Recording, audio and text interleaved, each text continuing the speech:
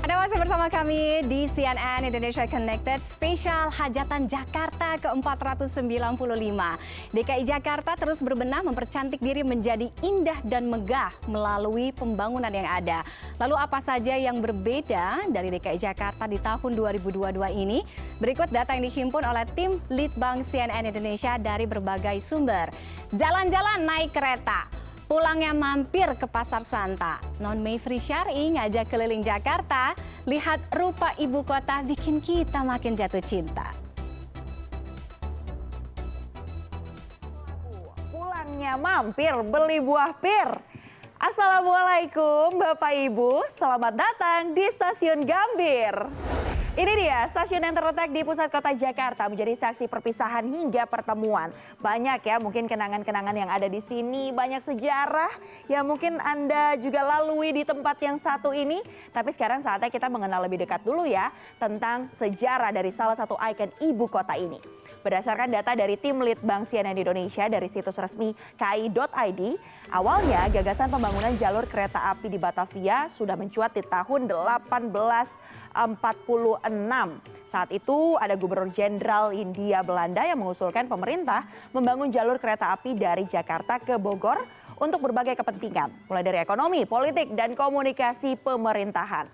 Lalu pada tahun 1869, akhirnya pembangunan jalur kereta api Jakarta Bogor dimulai.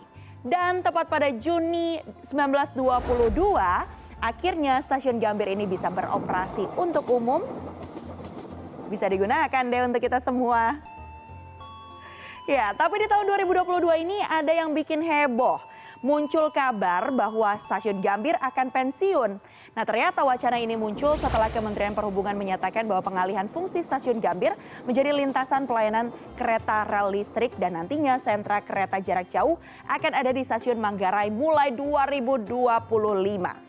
Dan sejauh ini dengan tegas PT Kereta Api Indonesia memastikan bahwa sepanjang 2022 stasiun Gambir masih akan melayani perjalanan kereta jarak jauh masuk dan keluar menuju ibu kota. Oke, dari stasiun Gambir ini saya mau ajak Anda ke satu tempat. Ada yang bisa tebak di mana? Ini masih dari Jakarta Pusat juga nih. Jadi ini adalah satu tempat yang juga direvitalisasi. Apalagi kalau bukan Taman Ismail Marzuki.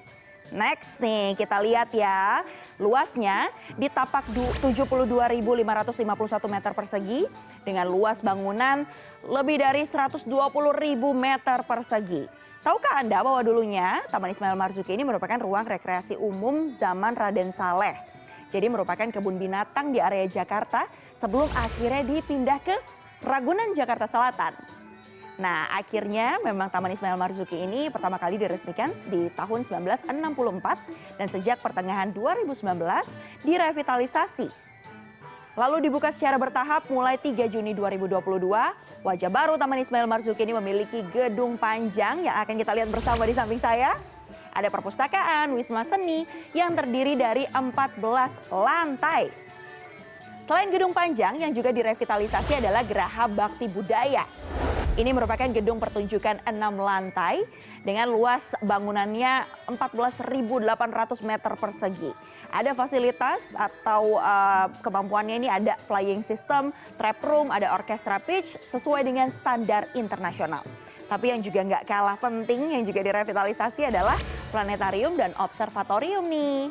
Dari Taman Ismail Marzuki saya mau ajak jalan-jalan lagi ke satu ikon baru Jakarta yang kayaknya ini memang hits banget nih di tahun 2022.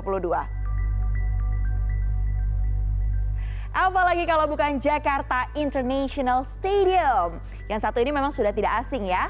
Diresmikan untuk publik pada April 2022, JIS terletak di area seluas 66,6 hektar. Dulunya mungkin Anda mengenal kawasan ini sebagai Taman BMW ya. Nah, fasilitasnya apa saja? Kita kenal lebih dekat lagi yuk di tempat yang difungsikan sebagai tempat pameran, tempat pertemuan, hingga konser musik. Yang pertama, JIS ini merupakan satu-satunya stadion di Indonesia yang sudah mengantongi sertifikat FIFA loh. Dan memiliki 2 lapangan latih dengan kualitas rumput hybrid. Selain itu, ada juga area pejalan kaki atau ramp yang dibangun dengan lebar 30 meter. Jadi rem ini memang sengaja didesain untuk ramah bagi penyandang disabilitas dan dapat dilalui kendaraan pemadam kebakaran saat kondisi darurat. Tapi yang menarik sekali dan bikin saya pengen nyobain langsung merasakan sensasinya berada di sana adalah Skywalk Deck. Ini panjangnya 800 meter dan bisa digunakan untuk jogging track. Jadi bisa lari di atas ketinggian 72 meter. Tuh gimana ya rasanya? Mungkin kalau takut ketinggian jangan nengok-nengok ke bawah nanti waktu lari di sana. Dari JIS, saya mau ajak Anda untuk jalan-jalan. Wah, suasananya langsung beda nih ya. Langsung dengar suara burung, sayup-sayup juga ada suara anak-anak lagi main. Ya ini dulu dikenal sebagai Taman Honda Tebet. Kini namanya menjadi Tebet Eco Park yang merupakan salah satu ikon baru Jakarta. Usai revitalisasi di lahan seluas 7 hektar, ada fasilitas rekreasi dan edukasi tersedia di taman yang beroperasi setiap hari mulai pukul 6 pagi hingga 8 malam secara gratis. Taman ini memang mampu menampung ribuan pengunjung dan selain area terbuka hijau, Tebet Eco Park ini juga dilengkapi area bermain anak, ada zona petualangan, ada zona eksplorasi dan banyak banget. Tapi yang bikin saya paling tertarik pengen mampir adalah mencoba ini nih, jembatan ikonik setinggi 6 meter yang ada di belakang saya. Ini adalah Infinity Link Bridge yang menyatukan taman sisi utara dan sisi selatan yang selama ini terpisah oleh Jalan Tebet Raya.